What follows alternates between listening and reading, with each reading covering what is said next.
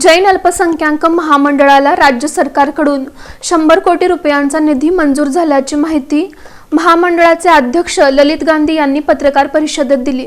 जैन समाज बांधवांच्या कल्याणासाठी दिनांक 4 ऑक्टोबर 2024 मध्ये जैन अल्पसंख्याक आर्थिक विकास महामंडळाची स्थापना राज्य सरकारनं केली असून या महामंडळाद्वारे तळागाळातील जैन बांधवांचा आर्थिक आलेख वाढवण्यासाठी सर्व शासकीय योजना मिळणार आहेत। या महामंडळाचा उद्देश आणि या समाजासाठी होणारे फायदे सांगावेत, तसंच जैन समाज बांधवांना शासकीय योजनांचा लाभ घेता यावा म्हणून राज्यभर संवाद यात्रा सुरू केल्याचं जैन अल्पसंख्याक आर्थिक विकास महामंडळाचे अध्यक्ष ललित गांधी यांनी पत्रकार परिषदेत सांगितलं।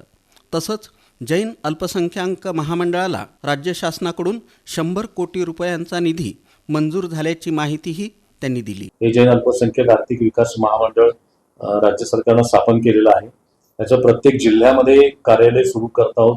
आज आम्ही 21वे जिल्हा कार्यालय सोलापूर जिल्हा कार्यालयाच्या उद्घाटनाच्या निमित्तानं सुरू केलेलं आहे आणि 36 जिल्ह्यामध्ये जून अखेरीपर्यंत ही जिल्हा कार्यालय सुरू होतील आणि जुलैपासून या महामंडळाचं मुंबई मुख्यालय सुरू होईल आणि फुल-फ्लेज वर्किंग याचं जुलै पासून सुरू होईल, ज्या माध्यमातून या सगळ्या योजनांची अंमलबजावणी होईल आणि हे कामकाज सुरू होण्यापूर्वी राज्यभरात समाजामध्ये याची माहिती व्हावी, याबद्दलचं जनजागृती व्हावी आणि या महामंडळाच्या व्यतिरिक्त अल्पसंख्याक म्हणून जैन समाजाला उपलब्ध असलेल्या वेगवेगळ्या योजनांची माहिती व्हावी। समाजाच्या विकासासाठी किंवा अनेक योजनांमध्ये माहितीच्या अभावी समाजाने सहभाग घेतलेला नाही।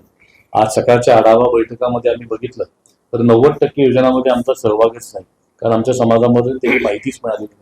ही माहिती समाजाला व्हावी या उद्देशाने आम्ही पूर्ण राज्याचा हा दौरा सुरू केलेला एक संवाद यात्रा या माध्यमातून ते जिल्हा कार्यालयाचं उद्घाटन आणि समाजाच्या बरोबर संवाद अशा प्रकारची ही मोहीम सुरू आहे। या पत्रकार परिषदेला केतन शहा यांच्यासह इतर पदाधिकारी उपस्थित होते।